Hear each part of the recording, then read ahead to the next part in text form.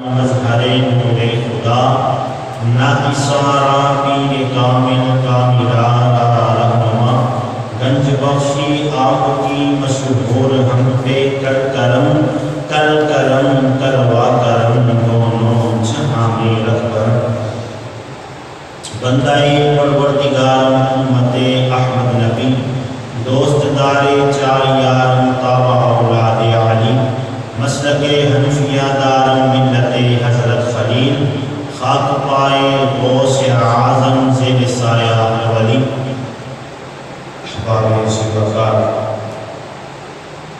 اللہ تبارک و تعالیٰ کی حمد و ثنا تعریف و توصیف اور درود نبی کریم رؤوف الرحیم رحمت للعالمین تاجدار مدینہ رحمتوں کے نگینہ سرور کونین امام الانبیاء فخر موجودات بے کسوں کے کس بے بسوں کے بس بے سہاروں کے سہارا غمخوار نمکار لجپال دلدار سنہری جالیوں میں آرام فرمانے والے اندھیری قبر میں کام آنے والے روز محشر شفاعت فرمانے والے غیب کی خبریں بتانے والے جناب احمد مصطفیٰ حضرت سیدنا محمد مصطفیٰ صلی اللہ علیہ وسلم کے دربار پرانوار میں ہدیہ درود و سلام کے نذرانی نچھاور کر لینے کے بعد بارگاہ رب العزت میں دعا ہے التجا ہے کہ مالک کائنات خالق کائنات بندہ نچیز کو آج کے ان مبرکت لمحات میں حق گوئی کی توفیق عطا فرمائے اور مجھ سمیت ہم سب کو اس حق سچ پہ عمل پیرا ہو کے بنیت ثواب دوسروں تک پہنچانے کی توفیق عطا فرمائے۔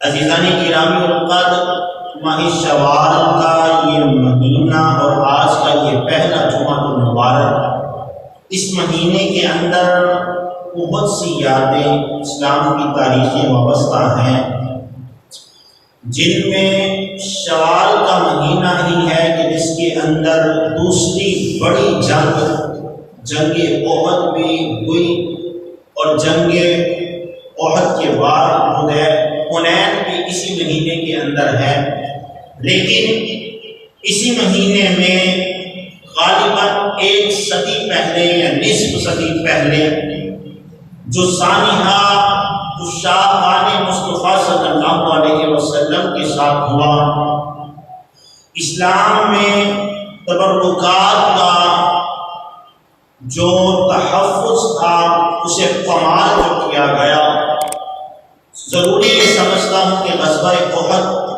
حنین کا ذکر کرنے سے پہلے آج عشق والی کوئی باتیں کرتا چلوں۔ سرکار دو عالم صلی اللہ علیہ وسلم کے غلاموں روایت میں اللہ تبارک و تعالیٰ کے پاک کلام سے وہ آیت کریمہ پڑھنے کا شرف حاصل ہوا۔ میرے رب نے فرمایا لا اقسم بہذا البلد وانت حل بہذا البلد۔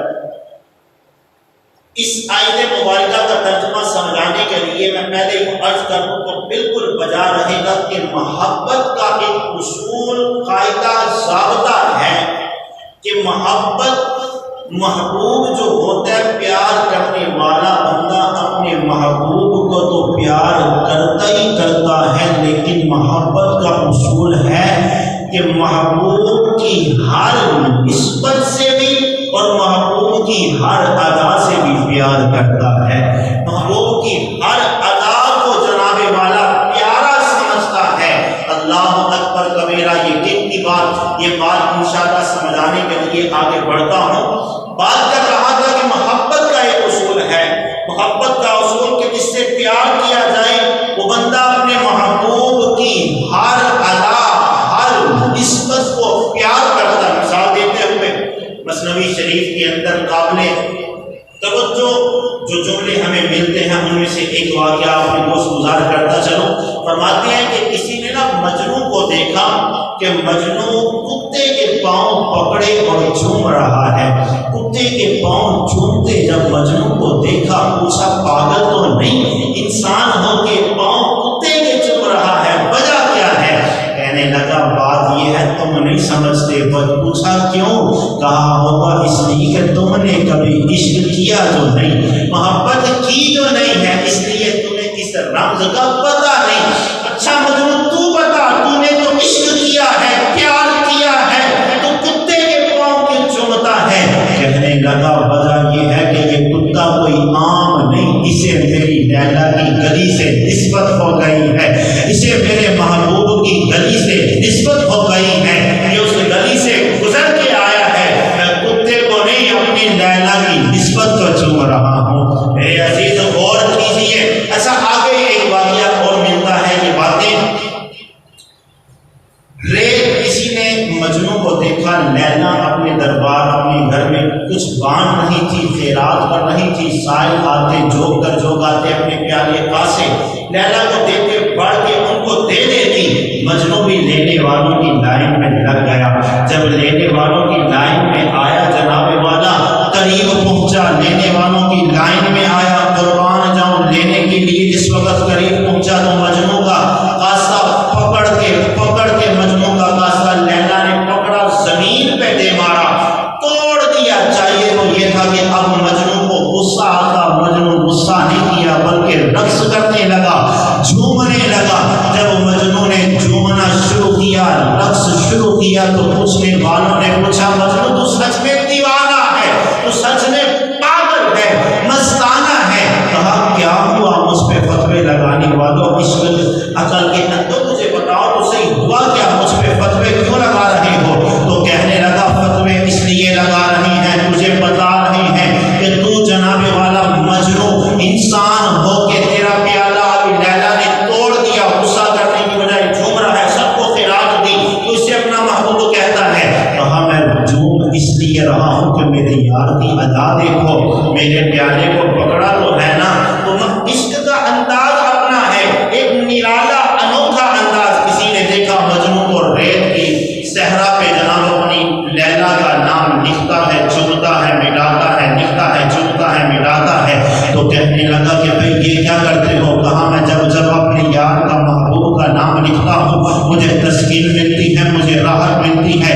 میں لکھتا ہوں، چمتا ہوں، مٹاتا ہوں، مجھے سکون مل جاتا ہے۔ میں نے کہا نو سنو ایک دنیا میں اچھا یہاں میں آج عشق سے بات شروع جو کی، اس کے اندر بھی ایک حکمت ہے کہ بڑے رسول یہ ایسی باتیں جو لغو ہو کرنے کی اجازت نہیں دیتا، نہ اس کا حق ہے ممبر پہ بیٹھنے کا حق ادا کرنے کے لیے۔ پہلی بات عرض کر دوں کہ یہ جو میں نے عشق سے قصے سنا کے بات شروع کی، آج نوجوان آج کا کہ عشق کی بات کے پیچھے بڑا جلدی آتا ہے، اسی نیت کے ساتھ کہ بھائی بجائے دوسری اذان سے پہلے جناب لوگ مسجد میں پہنچے، ہم پہلے آبادی ایسی بات سے کرتے ہیں کہ مسجد میں آئے اور آگے عشق سے سننا شروع ہوں۔ تو عشق بھی، عشق کی بیسک دو قسمیں، عشق حقیقی، عشق مجازی، دو قسمیں ہیں، لیکن میں بات تو عشق حقیقی پہ کروں گا۔ عشق مجازی بھی اگر سچا ہو تو رب سے ملا دیتا ہے۔ حضرت داتا گنج بخش علی حجویری رحمۃ اللہ تعالیٰ علیہ میرے پیر و مرشد حاجی قوال سید بادشاہ فرماتے ہیں، اپنی کتاب کے اندر تحریر فرماتے ہیں، حضرت داتا صاحب کی کتاب میں یہ بات موجود ہے، داتا حضور لکھنے والے کوئی عام راوی نہیں، کسی عام بزرگ کی بات نہیں، رب کائنات کی عزت و عظمت کی قسم انہی بزرگوں کا ذکر کر رہا ہوں، انہی بزرگوں کی کتاب بتا رہا ہوں کہ جن کے فیض سے، جن کی نگاہ سے، جن کی آمد سے یہ شہر لاہور آباد ہے۔ اسی داتا کا ذکر آ گیا، اسی داتا کا تذکر آ گیا کہ جن کے دربار میں بڑے بڑے آنے والے آتے ہیں، خیرات پاتے ہیں، پھر کہتے جاتے ہیں گنج بخش فیض عالم مظہر نور خدا ناقصارا پیر کامل کامل آلہ۔ پر کبیرہ وہی داتا صاحب آپ کے نا ہم اثر ایک ولی بزرگ غالباً نام عبداللہ یا عبد الرحمن ہے، ہم اثر ولی ہے داتا حضور کے، ہم اثر ولی کوئی عام نہیں، داتا حضور کے ساتھ عبادت میں مشغول تھے۔ اب پیار والی باتیں ہونے لگی، فرمایا داتا حضور فرماتے، میں نے پوچھا مجھے یہ تو بتاؤ کہ آپ ولی کیسے بنے، آپ ولایت کی جانب کیسے آئے، رب کے حضور کیسے جھک گئے؟ کہنے لگے بڑی لمبی کہانی، فرمایا بتاؤ تاکہ آنے والوں کے لیے بھی نصیحت ہو جائے۔ یہ عشق سے بھی بات مجازی عشق اگر سچا ہو تو رب سے کیسے ملاتا ہے، وہی بات کرنے لگا ہوں۔ کہا بتاؤ تو صحیح کہ کیسے آئے؟ عرض کرنے لگے، کہا کہ میں مسجد کا امام تھا، ہمارا علاقہ جہاں پہ امامت کیا کرتا تھا وہاں پہ سخت سردی کا موسم، برف باری ہوا کرتی۔ کہا مسجد کے سامنے ایک گھر تھا، اس گھر کے اندر رہنے والی ایک حسینہ سے مجھے عشق ہو گیا، اسے مجھ سے ہو گیا۔ ہوتا یہ نماز عشاء پڑھا لینی، پڑھانے کے بعد چھت پہ چلے جانا، ساری رات اس نے اپنی کھڑکی میں رہنا، میں نے چھت پہ رہنا، باتیں ہوتی رہنی، سردی کا احساس تک نہیں۔ فرماتے کہ ایک دن ایسا ہوا، میں نے عشاء پڑھائی، نمازی گئے، دروازہ بند کیا، مسجد کا چھت پہ چلا گیا، انتظار میں ہوں، وقت گزر رہا ہے، انتظار بڑھ رہا ہے، وقت گزر رہا ہے، گزرتے گزرتے فرمایا کہ وہ آئی نہیں۔ رات کا آخری پہر آیا، اپنی چھت پہ پہنچی، آ کے کھڑکی کے اندر مجھے بس یہ جملے کہے کہ آج ہمارے گھر میں مہمان آئے ہیں، میں اوپر نہیں آ سکوں گی، بات نہیں کر سکوں گی، موقع نہیں مل سکے گا، آپ جا کے آرام کرو۔ مجھے یہ بات کہی چاہیے تو یہ تھا کہ ساری رات میں نے انتظار کیا ہے، آئی بھی تو صرف اتنی بات کرنے کے لیے، غصہ آ جاتا۔ فرمانے لگے مجھے غصہ نہیں آیا اس پہ بھی، اب میں نے غصہ نہیں کیا، کہا پھر کیا؟ کہا مجھے مزید پیار آیا کہ دیکھو کتنی میرے ساتھ محبت کرنے والی ہے کہ اتنی مصیبت میں بھی، مشکل میں بھی رشتہ داروں سے، اپنے گھر والوں سے چھپ چھپا کے، بز بچا کے مجھے بتانے کے لیے آئی۔ کہا میرے دل میں یہ محبت اس کی بڑھ رہی۔ جب میں آیا نیچے یہ بات سوچتے ہوئے مسجد میں، جب وقت دیکھا اذان کا ہو چکا، میں نے اذان پڑھنے کے لیے وضو کرنا چاہا۔ اب فرماتے پہلے ساری رات میں برف باری کے عالم، سخت سردی کے اندر چھت پہ کھڑا رہا، مجھے سردی محسوس نہ ہوئی۔ جب میں نے وضو کے لیے پانی کو ہاتھ لگایا، جسم کانپ گیا، مجھے سردی لگنے لگ گئی، مجھے سردی محسوس ہوئی۔ ادھر سردی سے جسم کانپتا ہے، ادھر یہ سوچ کے میرا دل بھی کانپ اٹھا کہ اللہ کے بندے، اللہ کی بنائی ہوئی بندی کے عشق میں تو اتنا ڈوب گیا، اللہ کی بندی کے عشق میں اتنا حد سے بڑھ گیا کہ تیرے جسم کو سردی گرمی کا پتہ تک نہ رہا، تیرے جسم کو احساس نہ رہا کہ گرمی سردی ہے یا برف باری ہے یا جناب والا کیا موسم، کوئی احساس نہ رہا۔ اس کے انتظار میں ساری رات کھڑے گزار دی۔ اب رب کی یاد میں، رب کی بارگاہ میں کھڑا ہونا چاہتا ہے، مجھے سردی لگ رہی، مطلب یہ کہ تیرا عشق جو ہے یہ لڑکی کے ساتھ کامل، رب کے ساتھ کامل نہیں ہوا، چلو اس عشق کو رب سے کامل کرتے ہیں۔ کہا بس وہ دن تھا، مجھے رب نے ایسی ہدایت عطا فرمائی، عشق مجازی مجھے عشق حقیقی کی طرف لے گیا۔ پھر عشق حقیقی میں ایسا مجھے رب نے مقام عطا فرمایا کہ جب میں جناب عشق حقیقی کی راہ پہ چلا، رب نے مدد بھی فرمائی، کرم بھی فرمایا، مجھے اپنا ولی بھی بنایا۔ عشق سچا ہو، آج کل کی بات نہیں کر رہا جناب، یہاں تو جب جو پتہ نہیں کہاں سے شروع ہو کے جسموں پہ ختم، اس کی بات نہیں کر رہا، جنہوں نے حقیقی عشق کی جانب قدم اٹھایا۔ یار دیکھو تو صحیح حضرت بابا بلے شاہ سرکار مجازی عشق میں قدم اٹھایا، اپنے پیر کی جانب وقت آیا، لوگوں آ کے سمجھایا تو سید ہے، کہا سید ہوگا بات ٹھیک ہے لیکن میں آرائیوں کا غلام ہو چکا ہوں۔ مجازی پھر کیسے رب سے ملا دیتا ہے؟ وہی بابا بلے شاہ جو جناب اپنے پیر کے لیے اپنی ذات کو مٹایا، پھر رب نے یہ مقام عطا فرمایا کہ رہتی دنیا کا تو بھلا بھلا ہو گیا۔ اللہ اکبر کبیرہ۔ تو بات کر رہا تھا، محبت کا اصول ہے، قاعدہ ہے، ضابطہ ہے کہ محبت اپنے محبوب کی ہر نسبت سے، ہر ادا سے پیار کرنے کا حکم کرتی ہے۔ تو جس سے پیار کرتا ہے اپنے محبوب کی ہر ادا، ہر نسبت، ہر چیز اسے بڑی محبوب ہو جاتی ہے۔ جیسے مثال دیتے ہوئے، کیونکہ میں نے بات کی، میں حقیقت کی بات کرنے والا ہوں، میرے رب کو بھی اپنے نیک بندوں سے پیار ملا، میرے رب نے اپنے نیک بندوں سے محبت فرمائی۔ کوئی کہہ سکتا ہے بھائی مولانا یہ آپ عمر پہ بیٹھ کے کیسی باتیں کر رہے ہیں کہ رب پیار کرتا ہے، رب پیار کرتا ہے؟ میں نے کہا ہاں، رب صرف نیکوں سے نہیں، اپنے ہر بندے سے 70 ماؤں سے بڑھ کے پیار کرتا ہے۔ یار سوچو تو صحیح، ایک ماں کا پیار اتنا ہے، بندے کو دکھ میں برداشت نہیں کر سکتی، تو وہ رب تو 70 سے بڑھ کے پیار کرنے والا ہے، اس کے پیار کا عالم کیا ہوگا۔ اور پھر وہ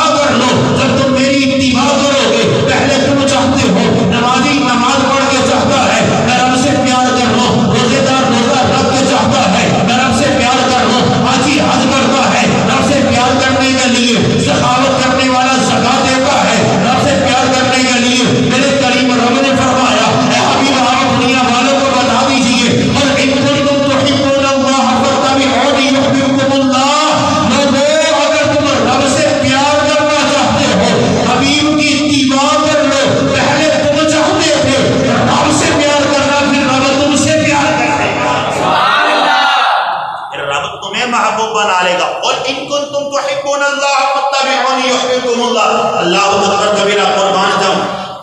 رب بات کر رہا تھا کہ محبوب جس سے بنایا جائے اس کی ہر ادا پیاری ہو جاتی ہے. رب کا قرآن کہتا ہے ایک مقام آیا، حضرت ابراہیم کا امتحان ہے. حضرت ابراہیم کا امتحان لیتے لیتے جناب والا خلیل اللہ کا امتحان لیتے، کبھی آگ میں کبھی جناب والا آگ کے بعد ان کو کہا گیا کہ اپنے بیوی بچے کو بڑھاپے میں جو عذاب ہوا ان کو چھوڑ کے پہاڑی علاقے میں آنا ہے. چھوڑ کے آتے ہیں، پھر وہاں دال دریا جب ختم ہو گیا، پینے کے لیے پانی میسر نہیں. حضرت سیدہ حاجرہ رضی اللہ تعالیٰ عنہ، جو میں بات سمجھانے لگا میرا پہلا جملہ نوٹ رکھیے گا. میں نے عرض کیا کہ جناب محبوب کی ہر نسبت سے محبت کرنے والے کو پیار ہوتا ہے. حضرت سیدہ حاجرہ حضرت اسماعیل کو جناب والا نیچے لٹایا ہے. نیچے لٹا کے پانی کی تلاش میں نکلی. ایک چکر صفا پہاڑی، ایک مروہ پہاڑی. اب چکر کاٹتی ہیں، 7 چکر ہو گئے، پانی نہیں ملا. حضرت ابراہیم کے بیٹے اسماعیل کی ایڑی سے جب زمزم نکلا، یہ بات کی جانب نہیں بڑھ رہا، لیکن بات یہ ہے صفا مروہ پہ دوڑ لگائی. اللہ کی ولیاں نے، نبیاں نے نہیں، اللہ کی ولیاں نے، نبی کی ماں نے. رب کو اتنی یہ ادا پسند آئی کہ صفا مروہ کو اپنی نشانیوں میں سے نشانی قرار دے دیا. ان الصفا والمروہ من شعائر اللہ. رب تعالیٰ نے صفا مروہ جہاں اللہ کی بندیاں گھوڑی، اللہ کی نیک بندیاں، نبی کی ماں چکر لگائے، رب نے اس چکر لگانے کی جگہ کو بھی آپ نے چھوڑا. فرمایا لوگوں میں اتنا پیار کرتا ہوں محبوب کی، جو نسبت والی چیزیں ہیں ان کو بھی اپنی نشانی بنا لیں. اور پھر حضرت ابراہیم جس پتھر پہ جناب والا کھڑے ہو کے خانہ کعبہ کی تعمیر کر رہے، پاؤں لگے. اللہ نے فرمایا اس پاؤں کو بھی، اس پتھر کو بھی عام نہیں رہنے دوں گا، بلکہ یہ جو پتھر ہے، یہ جو جگہ جہاں پہ وہ رکھا گیا، خانہ کعبہ آئیں گے، حاجی آئیں گے، معتکف آئیں گے، جناب والا خانہ کعبہ کا طواف کرنے والے آئیں گے، عمرہ کرنے والے آئیں گے. جب طواف کر لیں گے کعبہ کا گھر میرے کا طواف کرنے کے بعد ان کو جو نفل پڑھنے کا حکم دوں گا، نماز پڑھنے کا حکم دوں گا، وہ مقام ابراہیم پہ دوں گا. ابراہیم علیہ السلام کے قدم لگے اس مقام پہ ان کو. میں یہ بات کر رہا ہوں کہ رب تعالیٰ اپنے محبوب بندوں کی نسبتوں سے بھی پیار کر لیتا ہے. کس طرح پیار فرماتا ہے رب کی یہ ادا. اللہ اکبر کبیرہ کریمہ علیہ السلام کے غلاموں، اللہ نے جہاں صفا مروہ کو اپنی نشانیاں قرار، ابراہیم علیہ السلام کے قدموں والے پتھر کو اپنی نشانی قرار، جہاں اللہ نے عظمت شان عطا فرمائی. رب کائنات کی قسم، مختصر گل کرنا گل مقدی مقامات سینے کو اپنے سینے کے ہاتھ رکھ کے میرا جملہ سننا کلیجہ بھر جائے گا. رب کائنات کی عزت و عظمت کی قسم، جملہ غور نال سنیا کہ اس دنیا کے اندر رب تعالیٰ نے بڑیاں نال پیار کیتا، بڑیاں نو محبوب بنایا. ہر بندے نال رب تعالیٰ 70 ماؤں تو بڑھ کے پیار کرنے والا ہے. الا ان اولیاء اللہ، ان کی میرا رب فرمان والا ہے. قل ان کنتم تحبون اللہ، میرا رب فرمان والا ہے. بڑیاں بڑیاں شانہ دینا نہ میرا رب، لیکن رب کائنات کی عزت و عظمت کی قسم اس کائنات کے اندر جتنا پیار رب نے میرے نبی نال کیتا کسی نال بھی نہیں.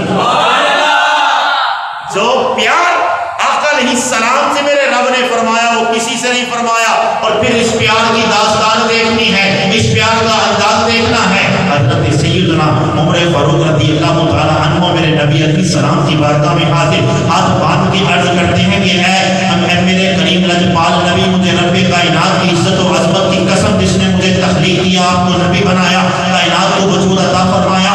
حضرت سیدنا امیر المؤمنین عمر فاروق رضی اللہ تعالیٰ عنہ آپ روایت کرتے ہیں کہ آقا یا رسول اللہ، رب کائنات کی عزت و عظمت کی قسم رب تعالیٰ نے آپ کے ساتھ اتنا پیار فرمایا ہے، آپ کے ساتھ اتنا پیار فرمایا، آپ کی عظمت کو اتنا بلند فرمایا کہ حضرت آدم بھی نبی بن کے آئے، حضرت شیش بھی نبی بن کے آئے، حضرت نوح بھی نبی بن کے آئے، حضرت عیسیٰ بھی نبی بن کے آئے، حضرت موسیٰ بھی نبی بن کے آئے، حضرت یعقوب بھی نبی بن کے آئے، حضرت ابراہیم بھی نبی بن کے آئے. ہم پیش 1,24,000 نبی پیغمبر رسول بن کے آئے. لیکن رب کائنات کی عزت و عظمت کی قسم حضرت عمر پاک فرماتے ہیں رسول رب تعالیٰ نے سارے نبیوں میں اگر کسی کی ذات کی قسم اٹھائی وہ آپ کی ذات ہے. حضرت سیدنا عمر فاروق حضور کی شان بیان کر رہے ہیں کہ بتا رہے ہیں کہ رب اپنے نبی سے پیار کتنا کرتا ہے. کہا جتنے نبی آئے ساری شان والے، لیکن سب سے بڑھ کے پیار جس سے رب کرے وہ محمد کی ذات ہے. پھر حضرت امیر المؤمنین آ کے فرماتے ہیں کہ یا رسول اللہ، رب کعبہ کی قسم، اس نے مجھے آپ کا امتی بنایا، آپ کو نبی برکت بنایا. حضرت عمر کہتے ہیں کہ یا رسول اللہ، رب کی بارگاہ میں آپ کی بڑی عظمت ہے، رب کی بارگاہ میں آپ کا بڑا مقام ہے، رب کی بارگاہ میں آپ بڑی بلندی والے ہیں. عرض کیا آقا، رب تعالیٰ نے صرف آپ کی ذات ہی نہیں بلکہ آپ کے قدموں کے ساتھ لگنے والی جو خاک ہے اس خاک کی بھی قسم اٹھائی. پھر فرمایا لا اقسم بهذا البلد وانت حل بهذا البلد. اے حبیب، رب تعالیٰ نے صرف آپ کے قدموں سے لگنے والی مٹی کی نہیں بلکہ جس شہر میں آپ رہے اس مکہ کی بھی قسم اٹھائی. میں لا اقسم بهذا البلد، اس شہر کی قسم، مکہ کی قسم. یا اللہ، سوال ذہن میں آتا ہے باری تعالیٰ یہ تو بتا، ہو سکتا ہے کہ تو نے مکہ کی، میرے جملے پہ آپ غور کرنا، انداز تھوڑا سا بدل کے سمجھانے والا، عشق والا، محبت والا، پیار والا انداز آپ کی جانب.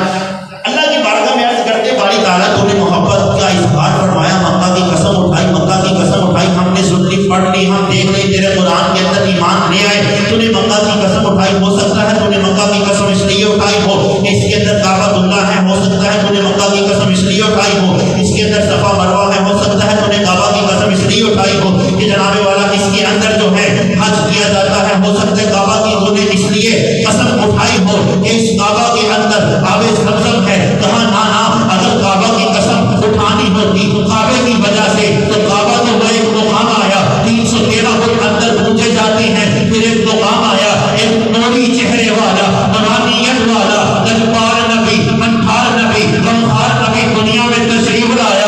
ان کی آمد میں کعبہ بھی جھکا، کعبہ بھی جھوما، رشک کرنے لگا، بھجن میں آ گیا، سجدے کرنے لگا، شکر کرنے لگا. یا اللہ، وہ نبی آ گیا جن کی آمد سے مجھے پاک کیا جائے گا.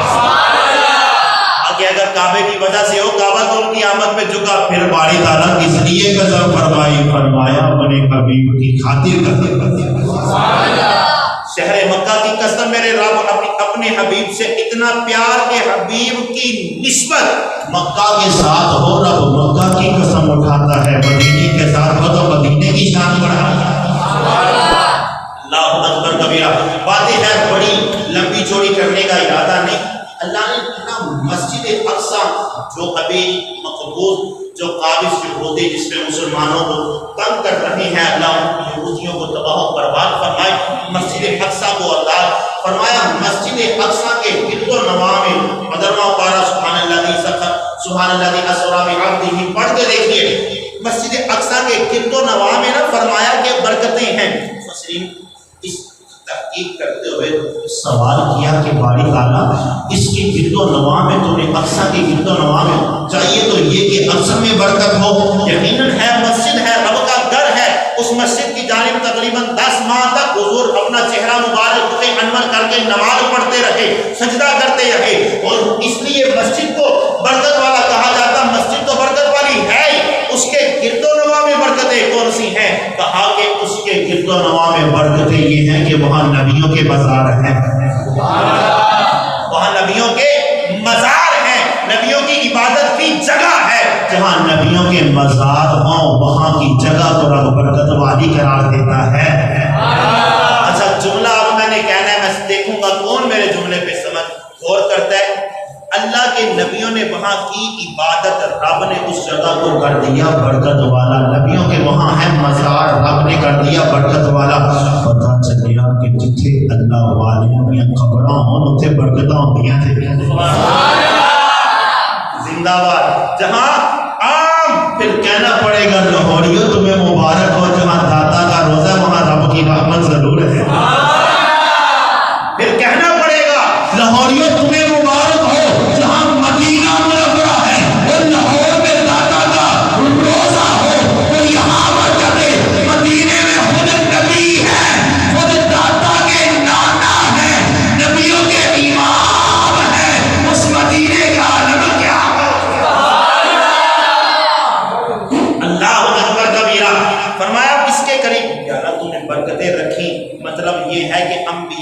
جہاں جسد انور ہو، جہاں عبادت کے مرکز ہوں، وہاں اس جگہ ہو تبرک والی برکت والی جگہ، وہاں سے برکتیں لینی چاہیے۔ تو یہ طریقہ انبیاء علیہ السلام کے تبرکات سے برکتیں لینے کا، ہمارے اسلاف کا، ہمارے تمام آقا علیہ السلام کے پیارے صحابہ کا، تمام صحابہ کرام علیہم رضوان حضور علیہ السلام کے تبرکات سے برکتیں لیا کرتے تھے۔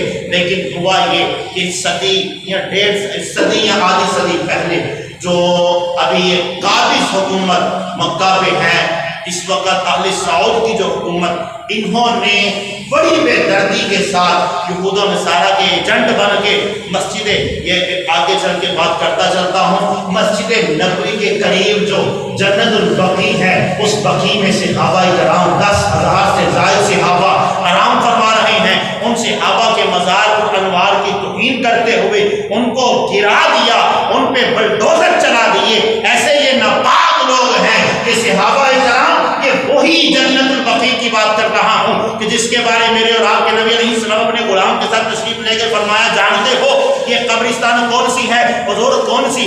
فرمایا یہ وہ ہے جہاں سے جب نکلنے والے نکلیں گے تو 70,000 چہرے ایسے ہوں گے جو چاند سورج سے زیادہ چمک رہے ہیں۔ جنت البقیع کوئی عام نہیں ہے، وہی جنت البقیع ہے جہاں جناب والا حضرت سیدہ طیبہ طاہرہ حضرت جناب سیدہ فاطمہ الزہرا کا مزار پاک ہے۔ یہ وہی جنت البقیع ہے جہاں حضرت سیدنا امام حسن کا مزار پاک ہے۔ یہ وہی جنت البقیع ہے جہاں حضرت امی عائشہ کا مزار پاک ہے۔ یہ وہی جنت البقیع ہے جہاں جناب والا کم و بیش 10,000 صحابہ آرام فرما رہے ہیں۔ اس جنت البقیع کی بات، لیکن خیر صحابہ کرام بات کرتا چلوں کہ یہ کہتے کہ تبرک یہ وہ معاملات ان کے جو اختلاف کرنے والے صحابہ کا طریقہ دیکھیے۔ صحابہ کرام علیہم رضوان کا طریقہ کار یہ تھا کہ حضور علیہ السلام سے تو پیار کرتے ہی کرتے تھے، حضور کی ہر نسبت سے بھی پیار کرتے تھے۔ بلکہ صلح حدیبیہ کا موقع، قریش مکہ کی جانب سے عروہ نامی شخص، انہوں نے اپنا سفیر بنا کے مسلمانوں کی طرف بھیجا کہ جا کے جائزہ لے کے آؤ، معاملات دیکھ کے آؤ۔ جب وہ جائزہ لینے کے آئے، صلح کے معاملات دیکھنے کے لیے آئے، اس وقت آئے تو آگے آ کے انہوں نے جو منظر دیکھا کہ حضور وضو فرماتے ہیں، وضو مبارک کرتے ہوئے جو چہرے پہ پانی لگتا ہے وہ قطرہ زمین پہ نہیں گرتا، اللہ کے نبی کے سارے صحابہ کے ہاتھوں میں گرتا ہے۔ جب یہ منظر دیکھا، عروہ دیکھ کے واپس قریش کے مکہ کے پاس گیا، کہا بتاؤ کیا دے کے آئے ہو؟ کہا کہ تمہیں مشورہ دینے آیا ہوں کہ مسلمانوں سے اب جنگ نہ کرنا۔ کہا مسلمانوں کو مٹانے کا خواب ختم کر دو۔ کہا تو ہمارا بندہ ہے، وہاں جاتے اتنا بزدل ہو گیا، تجھے دلیر بنا کے بھیجا تھا، آگے ہمیں دلیر کر تو بزدل ہو گیا۔ کہا رب کعبہ کی قسم جو میں دیکھ کے آیا ہوں تم نے نہیں دیکھا۔ کہا بتاؤ تو صحیح کیا دیکھا ہے؟ کہا میں دیکھ کے آیا ہوں، اگر حضور کے منہ مبارک سے نکلنے والا لعاب آتا ہے تو نیچے زمین پہ نہیں جاتا، صحابہ کے ہاتھوں میں آتا ہے، صحابہ چہرے پہ لگاتے ہیں، اور سرکار جب وضو کرتے ہیں وہ پانی زمین پہ نہیں گرتا بلکہ وہ صحابہ کے ہاتھوں پہ آ کے چہروں پہ جاتا ہے۔ میں تمہیں بتا رہا ہوں کہ آپ اسلام کو مٹانے کا خواب نہ دیکھنا، اسلام نبی علیہ السلام کے خون بہانے کا خواب نہ دیکھنا۔ جو صحابہ ان کا پانی نہیں گرنے دیتے وہ خون کہاں گرنے دیتے؟ یہ جا کے عروہ، بلکہ میرے نبی علیہ السلام کے ایک صحابی، آپ تو یہاں تک کہتے حضرت ابو جحیفہ رضی اللہ تعالیٰ عنہ آپ کا نام ہے، آپ فرماتے ہیں لوگوں صحابہ اتنا حضور سے پیار فرمایا کرتے تھے کہ جس وقت وہ پانی فرماتے، وضو فرماتے، اس پانی کو لینے کا منظر اس طرح کا ہوتا کہ دیکھنے والا یہ گمان کرتا شاید یہ پانی حاصل کرنے کے لیے ایک دوسرے سے لڑ رہے ہیں، اور جسے پانی نہ مل سکتا وہ ایک دوسرے کے ہاتھوں کے ساتھ ہاتھ مس کر کر کے اپنے چہرے پہ لگایا کرتا۔ اتنا عشق میرے حضور کے نسبت سے لجپال صحابہ کیسے پیار کرتے رہے۔ مسجد نبوی کا مؤذن حضرت بلال حبشی کے ساتھ ایک اور بھی مؤذن، نام جناب والا حضرت سیدنا ابو محذورہ رحمت رضی اللہ تعالیٰ عنہ، آپ میرے نبی کی بارگاہ میں حاضر ہیں.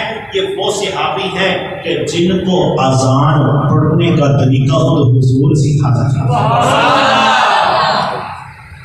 اور کرنا یار کتنی شان والے بچے جب آئے اذان پڑھنا حضور سکھا رہے. حضور کا بندہ کسی سے پیار والے انداز میں کچھ سکھاتا ہو نا تو پیار سے کبھی اس کی پشت پہ ہاتھ رکھ دیتا ہے استاد، کبھی سر پہ ہاتھ رکھ دیتا ہے. میرے نبی موج میں تھے، آپ نے پیشانی پہ ہاتھ رکھا، کچھ بال ان کی پیشانی کے میرے نبی کے ہاتھ مبارک کے نیچے آ گئے. اس وقت سرکار مدینہ نے اذان سکھا دی.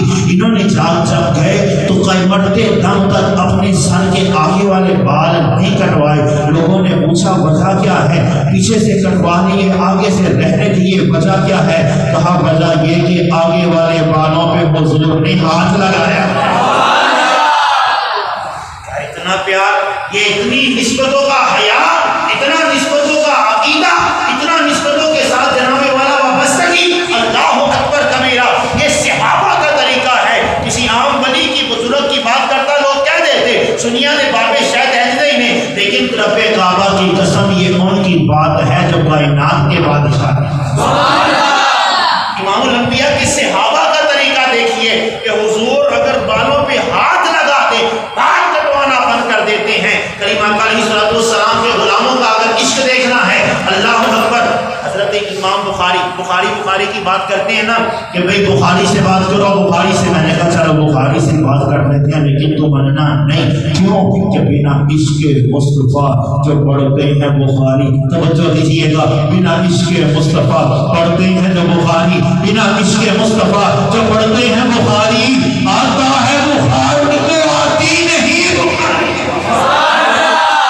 حضرت سیدنا اسماعیل بخاری رحمۃ اللہ تعالیٰ علیہ آپ فرماتے ہیں، آپ اپنے صحیح بخاری کے اندر پورا ایک باب اس ٹاپک پہ نقل کیا.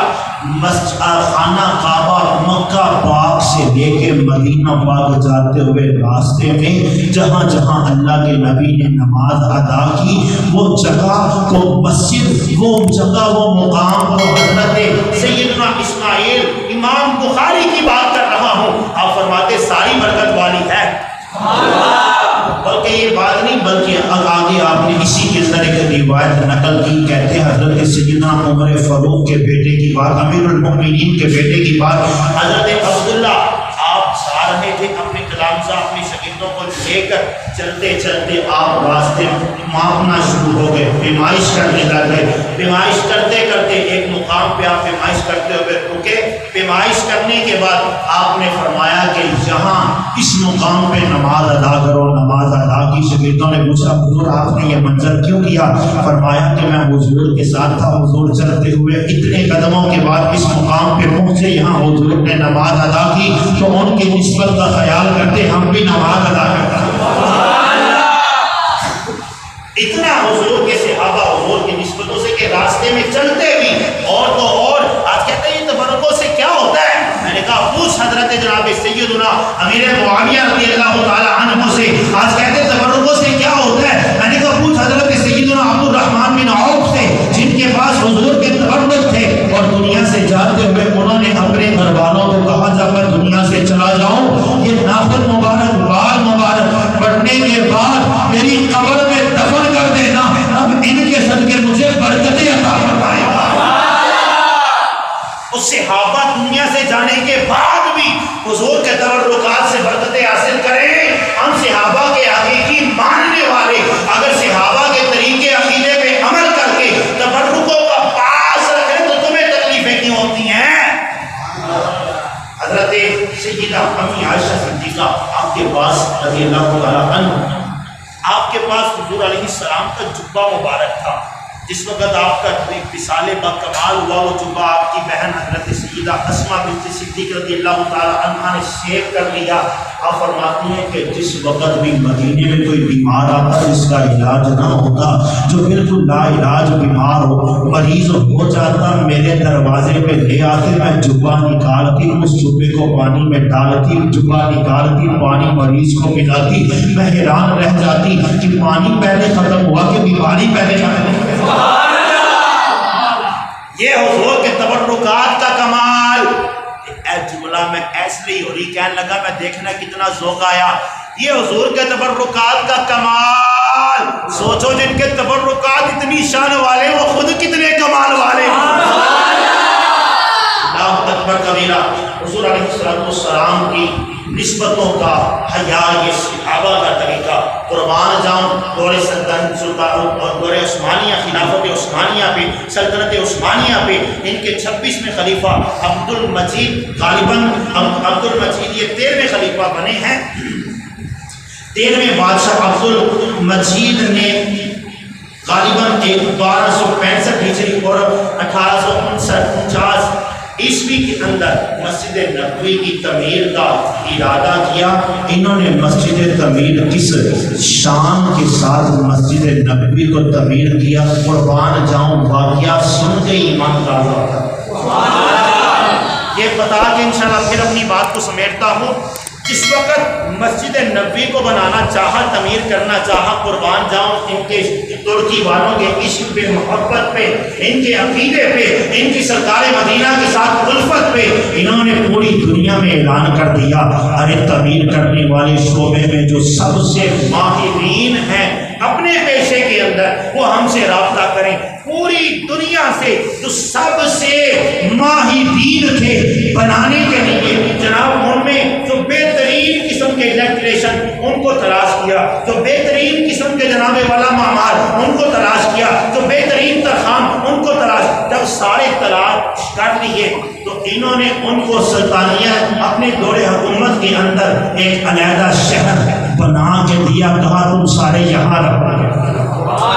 اب وہاں وہ رہنے لگ گئے، جب وہاں پہ رہے قسطنطینیہ غالباً کے علاقے میں ان کو رہنے کے لیے کہا گیا، سارے وہاں رہے۔ پھر ان کے پاس آگے کہا استنبول کے میں ان کو شہر بنا کے دیا، وہاں سارے مستری، معمار، تعمیر کرنے والے سارے جو ماہر تھے اس کام میں ان کو اکٹھا کر کے کہا تمہاری ڈیوٹی یہ ہے، تم میں جو تمہاری اولاد یا شاگردوں میں جو سب سے لائق بچہ ہے اس کو تیار کرنا ہے، اس بندے کو اپنا پیشہ سکھانا ہے، لیکن پیشہ ایسے سکھانا ہے کہ پیشہ سکھاتے سکھاتے سب کو حافظ قرآن بنانا۔ غالباً کم و بیش 20-25 سال کا دورانیہ لگا، 20-25 سال کے دورانیے میں تقریباً 500 حافظ قرآن، اور وہی حافظ قرآن مستری بھی بنے اور جناب مسجد کی باقی تعمیر کرنے والے بھی۔ جب 500 نکل آئے 20-25 سال کی محنت کے بعد، پھر ان کو سکون نہیں آیا۔ پھر جناب والا انہوں نے جو پتھر مسجد نبوی میں لگنے تھے، عام جو کانے، عام جو پہاڑ پتھر، ان کو نہیں، بلکہ کہنے لگے اب نہیں، ایسی کوئی چٹان تلاش کرو جس کا پتھر پہلے کہیں استعمال نہ ہوا ہو۔ تلاش کرتے سب سے عمدہ چٹان کو تلاش کیا، کرنے کے بعد انہوں نے جناب والا پھر آ کے کہا اب جو لکڑی استعمال ہونی ہے عام جنگل کی نہیں، اس کے لیے بھی اعلیٰ کوالٹی کا علیحدہ جنگل بنایا تھا۔ سب چیزیں تیار ہو گئی، پھر تعمیر کے بالکل قریب ان سب کو اٹھایا اور مدینہ شریف سے 12 میل دور علاقہ ان کا شہر بنا کے ان کو آباد کیا۔ آباد کرنے کے بعد سارا سامان وہاں لا کے دیا اور ہر ایک کی ڈیوٹی لگائی، کہا جس نے جب تک مسجد کی تعمیر میں کام کرنا ہے باوضو ہو کے قرآن پڑھتے ہوئے، سب وضو کرتے ہوئے، قرآن پڑھتے ہوئے مسجد کی تعمیر جب آغاز ہوئی، حال یہ ہے، ادب یہ ہے، لحاظ یہ ہے، عقیدہ ایسا ہے کہ مسجد کی تعمیر میں دیوار کے اندر لگاتے ہوئے اگر کسی پتھر کا سائز چھوٹا بڑا ہو جاتا، عام طور پہ جب تعمیر ہوتا ہو تو اسی جگہ پہ وہ توڑ کے اس کو ٹھیک کر لیتے ہیں، ٹھیک کرنا کام کر لیتے ہیں، لیکن کہا اس جگہ کسی نے کوئی اینٹ پتھر توڑنا نہیں۔ کہا پھر کیا کرنا ہے؟ کہا 12 میل باہر جہاں پہ وہ سارا سامان رکھا ہوا ہے، یہاں سے جانا ہے، وہ پتھر لے کے 12 میل باہر وہاں جا کے اس کو توڑ کے سائز پورا کر کے پھر دیوار میں لا کے فٹ کرنا ہے۔ اس انداز میں مسجد نبوی شریف ترکیوں نے سلطنت عثمانیہ کے اندر 1 2 3 5 سال میں نہیں بلکہ خدا کی قسم 15 سال میں ترقی، اور یہ بالکل طریقہ حضرت امی عائشہ صدیقہ صادقہ رضی اللہ تعالی عنہا والا ہے کہ آپ فرماتی ہیں لوگوں، جس وقت بھی مدینے کی گلیوں میں کسی گھر کے اندر کوئی کیل بھی دیوار میں ٹھونکتا آواز آتی تو آپ ان کے گھر پیغام بھیج دیتی کہ نبی علیہ السلام کی بارگاہ ہے، یہاں بلند آواز نہ کرو۔ یہاں حضور علیہ السلام کا ادب کر رہے، لوگ کہتے تم اتنا ادب کرتے ہو۔ میں نے کہا اس لیے کہ ہم حلالی ہیں، ہمیں ہماری اماں عائشہ نے ہمیں سکھایا کہ حضور کا جب بھی ہونا ہے ادب ہی ہونا ہے، سبحان اللہ، ان کا ادب و احترام ہی کرنا ہے۔ تو کریم آقا علیہ السلام کے غلاموں، مسجد نبوی کی تعمیر کے لیے جو آپ سنتے رہے، یہ سارا کچھ طریقہ جو شروع سے اب تک میرے کریم آقا علیہ السلام کی نسبتوں کا حیا ہے۔ لیکن اہل سعود کی جب حکومت آئی، یہ قابض ہوئے، انہوں نے قابض ہونے کے بعد یہودیوں کے مکمل طور پہ پلان کے تحت اسلام کی نشانیوں کو مٹانے کے لیے جنت البقیع پہ بھی حملہ کیا۔ جنت البقیع میں جو صحابہ کرام کے مزارات ہیں ان پہ گنبد بنا کے لگائے گئے تھے، ان کو بھی شہید کر دیا، اور تو اور اس پہ انہوں نے بلڈوزر پھیڑ کے مکمل جو صحابہ کرام علیہم رضوان کی مبارک روزے قبریں تھی ان کو زمین کے برابر کر دیا۔ ان کا تو بس نہیں چلا، ورنہ یہ روزہ رسول پہ بھی ہاتھ ڈال دیتے۔ ان بدبختوں نے اگر روزہ رسول پہ ہاتھ نہیں ڈالا تو صرف اس شاقان مصطفیٰ کی وجہ سے نہیں ڈالا۔ تو مسجد نبوی کے ساتھ جو جنت البقیع ہے بڑی شان والی، انشاءاللہ کسی موقع پہ اس ٹاپک پہ گفتگو ہوگی۔ اللہ تبارک و تعالی اس حاضری کو قبول و منظور فرمائے، وما توفیق الا باللہ۔